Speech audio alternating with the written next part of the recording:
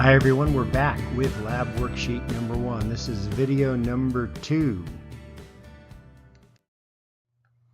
Remember our real life example we were going through, so you can stop and refresh your memory by reading this. And the second of those 4 topics we needed to cover to understand this real life example was metric versus English units. So we're into that now. Here are some English and metric units important in winemaking.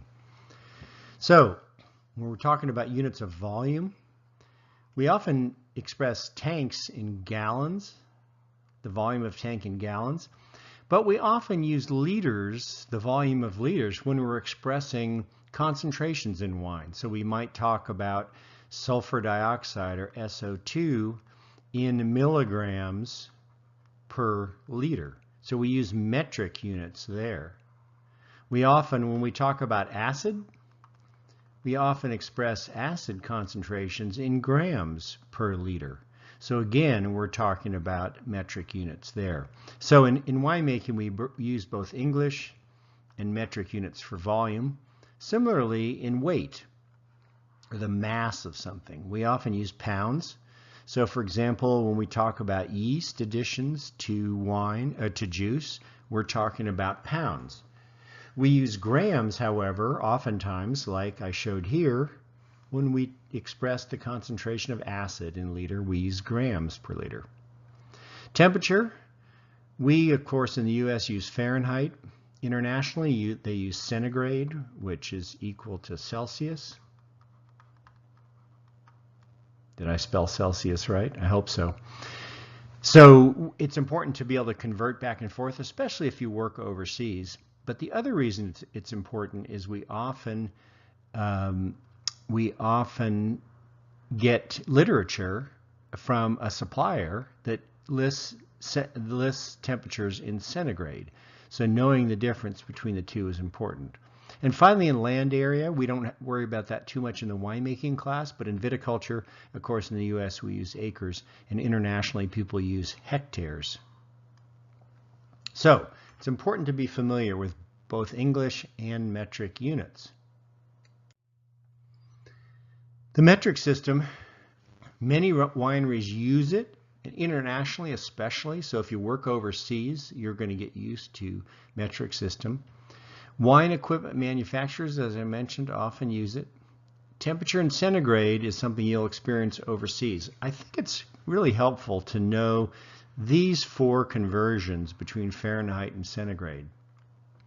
So if you remember, if I add one more here, 32 degrees Fahrenheit, that's freezing, of course. That's 0 degrees centigrade. If you add 18 to the 32, you get 50, and that is 10 degrees centigrade. So you add 10 there. If you add another 18 to the 50, you get 68 degrees Fahrenheit, and that's 20 degrees C, another 10 degrees higher in centigrade.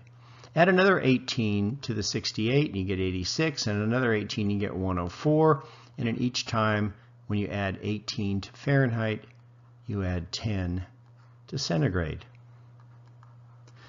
So if you see 10 centigrade, know, hey, that's pretty cool. 50 degrees, right? We think of that as pretty cool. 20 degrees, well, we're getting toward a nice little bit of a warmer day, 68 degrees. 30 degrees centigrade is a nice warm summer afternoon in Sonoma County. If you get to 40, you're getting to a super hot day in Sonoma County. All right, so if you've got these 4 conversion factors in mind, you can kind of go back and forth. If someone says 15 degrees centigrade, for example, you know that you're going to be somewhere halfway between 50 and 68, or in that case, you'd be at 59 degrees Fahrenheit. So you can kind of make those conversions in your head. All right, final point on this slide, over here on the left, problems occur in conversions, and so it's important to pay attention to units. NASA crashed a $125 million spacecraft into a planet because one part of NASA was dealing in metric units and the other part in English units, and they didn't make the conversions. And so their calculations of the landing were in error, and they lost a $125 million spacecraft. You might not make a $125 million error in a winery, but if you screw up the addition of SO2 to 10,000 gallons of wine, that's a pretty big error. You might not be getting an offer to come back to that winery in the next harvest. So pay attention to those conversions.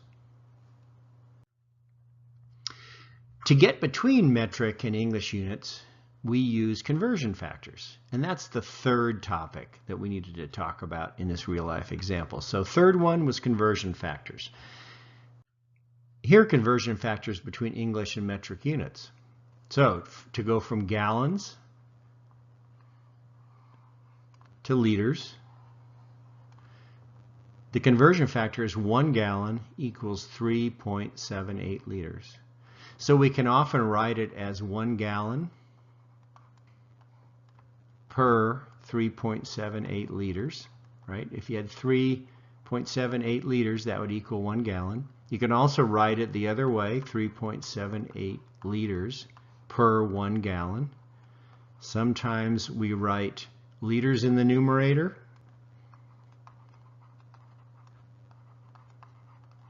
and gallons in the denominator. And sometimes we write it the other way around. And when we're doing some math with these, we'll look at why you might write liters in the numerator versus the denominator, or vice versa with gallons. Okay? Converting weight from pounds to grams, 1 pound equals 454 grams. These two, volume and weight, those are good numbers to memorize because you use those in the winery. All right, temperature, converting Fahrenheit to centigrade. Here's a formula for doing it. Don't worry about memorizing that, all right? If you'd like to, do it, but you don't have to. And finally, land area, acres and hectares. We said that we don't need that much in winemaking class, but in viticulture it's good to know. And when you're reading about wine internationally, it's good to know. 2.5 acres is 1 hectare. So internationally they talk in terms of hectares, and that's bigger than our units. All right? 1 hectare is 2.5 acres. So it would be 2.5 acres per 1 hectare. So if you were giving say in Sonoma County, for example, we have 60,000 acres of grapes planted approximately. Sorry, that's acres. So if you were expressing that in hectares, you would multiply by 2.5. You know you're going to have a number, you're going to divide by 2.5. You're going to have a number that's smaller. All right, so you divide 60,000 by 2.5. And that would give you a number around, what is it, about 20, somewhere around 23,000 hectares, something like that. I haven't done the math exactly. All right, I'll say approximately 23,000 hectares. Okay, so those are some conversion factors between English and metric units. Now, this is really important. We don't just convert English and metric units using conversion factors. They're good for a lot of things. Conversion factors are. It's just a way to convert from one unit to another, no matter what it is you're converting. So in the prior slide, we converted English to metric units, but you can use it in other ways as well. Liters to gallons, that's a metric to English conversion. We saw that before. Let's do an example of that, and then I'll come back to some other ways to use conversion factors. So if I want to convert gallons to liters, I know that my conversion factor is 3.78 liters per gallon. And I hope this red is showing up okay. Why don't I convert over to white here? So I have 3.78 liters for every gallon. Well, how many gallons do I have? I have 2.5 gallons.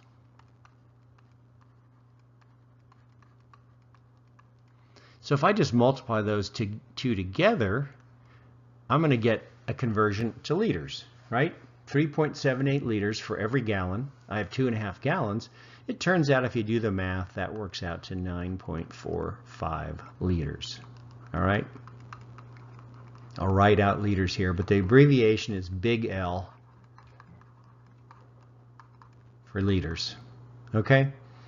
So that's it. We've converted gallons to liters. So just remember, a conversion factor simply is something that converts one unit to another unit. So here's another conversion factor, and this is not converting English to metric units. This is converting SO2, sulfur dioxide, to potassium metabisulfite, or KMBS. So we said in the last video, this is the powder that we use that contains SO2. And it's an easier way to use SO2 than using SO2 gas in the winery. The conversion factor for every 1 gram of KMBS, it contains 0.57 grams of SO2. Okay, so we said KMBS contains SO2, so part of it is SO2. So if you take 1 gram of KMBS, a little more than half of that is the actual amount of SO2 in that 1 gram. Okay, so this is the conversion factor. So this converts KMBS to SO2. And there's a look at KMBS, the powder. We get it in bags, little bags like that, or you can get it in larger volumes as well. The ratio between KMBS and SO2 is the same no matter what units you're using. So look at, I'm using 3 different units here. I'm using grams in this first fraction. I'm using milligrams here in the second fraction. And I'm using parts per million in the third fraction. Okay? So the units are grams, milligrams, and parts per million. The ratio of KMBS to SO2 is the same no matter what units you're using. So for every 1 gram of KMBS, it contains 0.57 grams of SO2. For every 1 milligram of KMBS, it contains 0.57 milligrams of SO2. For every 1 part per million of KMBS, it contains 0.57 parts per million of SO2. All right, probably the most confusing one here is the parts per million, because remember we said parts per million are milligrams per liter. So this would be 1.0 milligrams per liter of KMBS contains 0.57 milligrams per liter of SO2. Okay, so here we're looking at here in the middle and on the right, in both cases, we're looking at just the weight of both. All right, either grams or milligrams. Over here, we're looking really at the concentration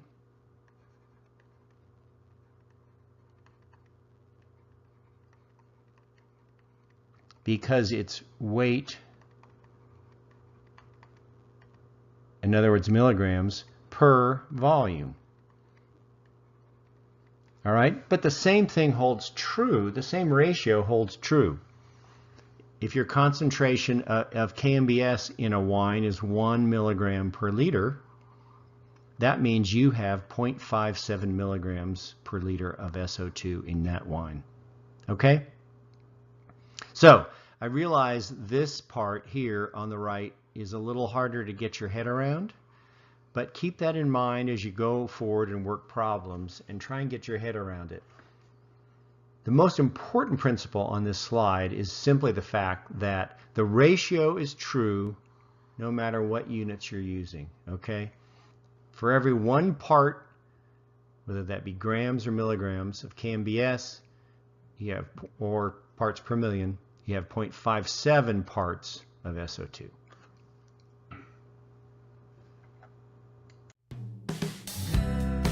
Okay gang, we'll hold it right there for video 2 and pick it up in video number 3. Thanks for watching.